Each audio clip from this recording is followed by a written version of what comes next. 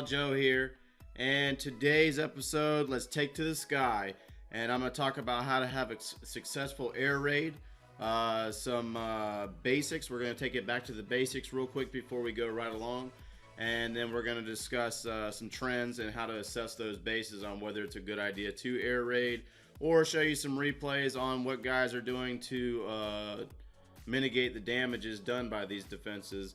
So I'm going to start from the top on an air defensive structure. I can tell you right off the bat, after a little bit of looking back, a level 7 air defense for the max Town Hall 9s and newly built Town Hall 10s. The damage per second dealt by an air defense level 7 is 280 damage per second. I'm rolling with the max level at level 8s. And the damage per second put out by those is 320 damage per second. And then we're going to look at the air set X-bow. The damage per second is 80 DPS. Really doesn't seem like a lot, but when it's also pushing out that plus an air defense, your dragons or balloons could go down pretty quick. Looking at the air bombs, level 3, I'm not even maxed. I'm still sitting at level 3s from Town Hall 9, and they put out 144 damage altogether on one hit. The Seeking Air Mine, let's see if I can find one real quick, is sitting at level 2s. I'm still not maxed there either, but the damage is 1800 damage on one hit, and they will seek your targets out and put them down. Now, if we go ahead and pull up the troops themselves and look at the dragon, I have max level 5 dragons, and they have 2,700 hit points.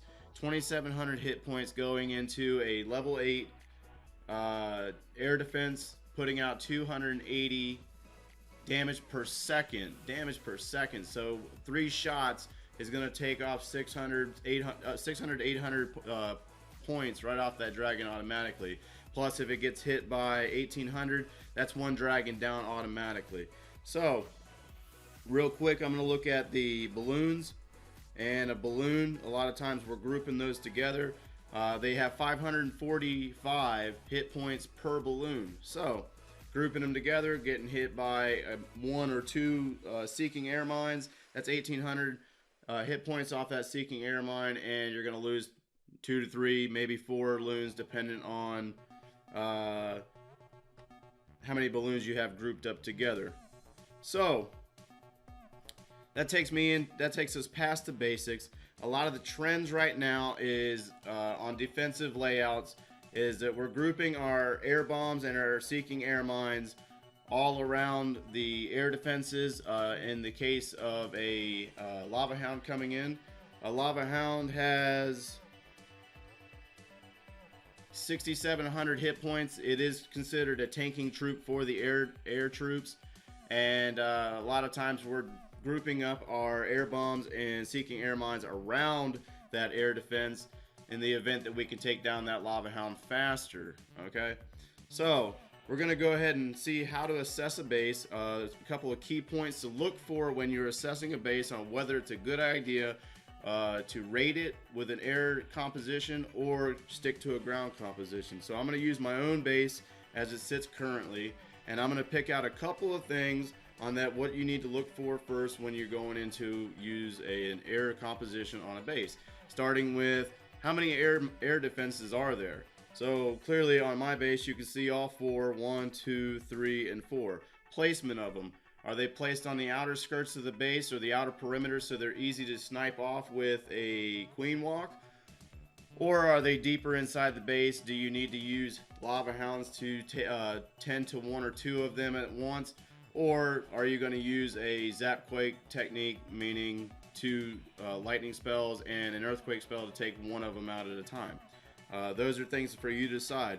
The next item to look for is the enemy queen. Where is she located? The enemy queen puts out, I only have a level 35, but she does 370 damage per second. So if you have dragons coming into my base, and they are tied up with an enemy queen shooting at them, plus air defenses hitting them at the same time, plus your seeking air mines and air bombs coming up and hitting them at once, how many of them are being taken out while being preoccupied on these outer structures, you know, with your electric collectors and your mines and your gold storages, etc.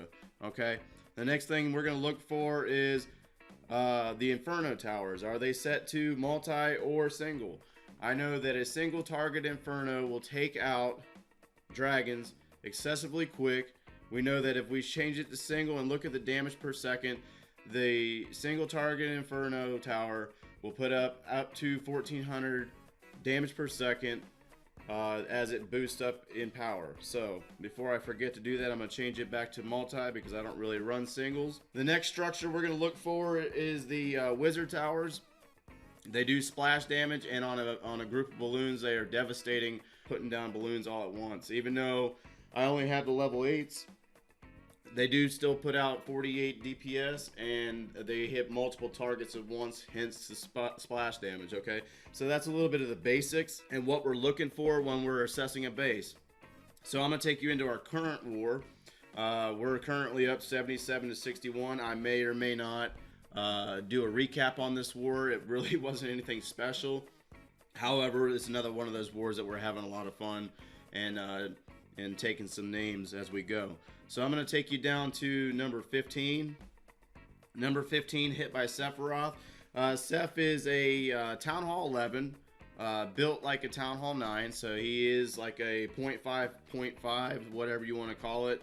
However, him down at the bottom coming up and hitting these higher bases is a huge help in these wars because you really don't see it coming. Alright, so we're going to pause it right here, and we're going to look at the composition first that Sephiroth brings in. So he's clearly bringing in a Golem, Lava Hound, Loon technique, Gola Loon. He also has 4 Earthquakes and 4 Rage spells. So, as I discussed a few minutes ago on assessing the base, we're going to look at how many air defenses are up. We have 4 level 7s. And then we also look at the expos, which are all pointed in the air direction, okay? We're also going to stop and look at the air sweepers, which way are they facing. In this case right here, he's got them facing in both directions to the northwest and southeast. So, in all actuality, we would assume that an attacker would not want to take on or bring his air troops in from the northwest and southeast due to those sweeper locations. Also, we are going to look at where's the enemy queen. The enemy queen is located up in that northwestern compartment with the town hall, as well as the spacing on the wizard towers, and they're all 4 points of the base: northwest, northeast, so on and so forth. Okay, so the idea of the Gola Loon attack is for the golem and wizards and heroes to come in and take out as many air defenses plus that enemy queen as possible. So we're gonna go ahead and roll this replay, and we're going to assess what happens here. So Sephiroth is going to use the 4 quake technique to open up 3 different compartments, actually correction, 4 compartments on this base, and he's going to send in a couple of golems and his wizards for cleanup and funneling purposes. The wizards are going to clean up the outer structures in order to funnel his heroes into the base itself. The enemy has a Lava Hound in his clan castle, which is more of a deterrent than anything else. It's going to slow those wizards down for a few minutes and slow that queen down. So the golem wizards took out 1 air defense. There goes the second one, and the enemy queen is now down. Also, they take out an expo that was set on air. So then Sephiroth is going to bring in his Lava Hound to take on the second or the third air defense, plus a couple of those mines, followed by his balloons trickling them in. And then on the opposite side over in the east, he's going to send in another Lava Hound to take on that last air defense, plus the balloons on that side. So they are all raged and taking out the rest of the defensive structures as the lava pups are down in the south cleaning up. So Overall, very well executed attack. A little bit of bullying going on here because he had a Grand Warden. However, if you've seen how he planned on taking out the air defenses themselves, he didn't bring in a Zapquake. He actually used the Lava Hounds to deter as the balloons came up through the bottom and took out those last 2 air defenses. And then with the original kill squad, they took out 2 air defenses on their own plus the enemy queen. So I'm going to go ahead and speed up through this raid here. And I'm going to go ahead and bounce back out, and we're going to go up to, I believe it was number 4 that I wanted to show. Yes, number 4. So we're going to go ahead and hit the replay on this. This is a Town Hall 10. I believe it's a Town Hall 11 or a 10.5, if you will, hitting a Town Hall 10 true. And we're going to stop real quick, and we're going to assess this base. We're going to find all 4 air defenses. And then we're also going to look at the Inferno Towers themselves. When it comes to Inferno Towers, we don't necessarily want to take them broad face or both of them at the same time because you already have 5 beams coming out of the multi-target Inferno plus that super strong single beam coming out of the single target. We're going to find that enemy queen who's located in the north of the base. And then also the 3 expos are all set to air. So in this case, I would not necessarily say that it's a great idea to come in with an air strategy. However, the attacker here comes in with 10 max dragons, a lava hound, and 2 balloons. He does not bring in any spells to do a Zapquake. So I'm not even positive if he intends to take out the air defenses. So we're going to power on through this and start this raid up and see which way he comes in from. So the attacker here decides to come up from the south, taking on both Infernos broadside. Probably not the best option there. Also taking on 2 air defenses at the same time with single dragons. He's going to dump the rest of his dragons, followed by his Grand Warden with the Eternal Tome. And then he's going to bring in his Lava Hounds to take on those air defenses, plus all the damage from the Expos and the Inferno Towers. He's going to drop 2 Rages, splitting the 2 to get more coverage for those troops. And as you see right here, he had to freeze his single target Inferno, and he has to do it again because of how much power that Inferno Tower puts out.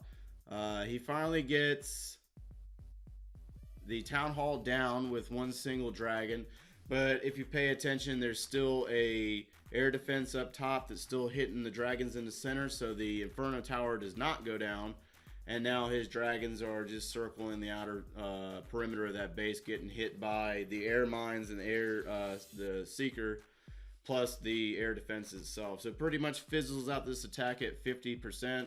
When he probably could have got more. If you notice that the queen was still alive throughout this attack, the enemy queen, and she was also contributing to the damage on those dragons as well. So this raid, if he had came in from the eastern or western side of the base, I would suggest the western side and take out that multi-target Inferno first, plus the enemy queen.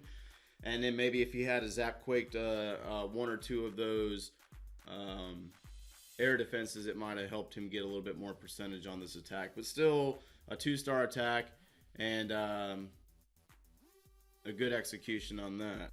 My last raid, huge shout out to Dave for showing me his replays yesterday on the Dragon Queen technique down at Town Hall 9. I decided to come in and try to do the same thing at Town Hall 11. I'm currently trying to push to the big Titan League. Would be my first time if I make it to that part. On this base right here, I come in with a queen walk to clean up the bottom. You don't want to take on any more than 2 point defenses at once with her, with 4 healers at least. All the expos were set to ground, plus the 1 upgrading. So I bring the queen in to try to take out the air defenses. I ended up using a Zapquake down on that southern air defense, and then I had to rage my queen because she was taking so much heat from the cannon and the Grand Warden shooting at her. I bring in a hound to take on that air defense and clean up all those mines around it. and then I bring my dragons in through that central portion up there to take on the mass bulk of the defenses. I use the 2 rage technique to rage them in, and then I use the Grand Warden's Eternal Tome ability to make the dragons invincible for a few minutes when they took on that queen. The dragons will circle around the top of the base as well as go into that central compartment and take out the town hall, as well as my queen getting tied up on the enemy king down there. This is all in multiplayer. This is a completely unplanned attack. I was really just searching for a base worthy enough to run a queen walk on, and I just happened to come across this one, and I end up taking, I believe it's 60% of the base on that. But if you notice the trend on the air defense in the beginning, where there was at least 4 air mines that came up around it that hit that lava hound as it came in, that's mostly what everybody's doing right now with the air mines, is trying to protect the air defense. However, funneling in all those dragons in one place as well as raging them and whatnot made this attack pretty successful, and I pulled a large amount of loot off of it as well. But thanks to Dave for showing me his replays, and I just wanted to emulate that at Town Hall 11. So I'm going to stop my rambling there. If you have any insight or input on this video, please comment below, like, and subscribe. And as always, you stay classy, Planet Earth.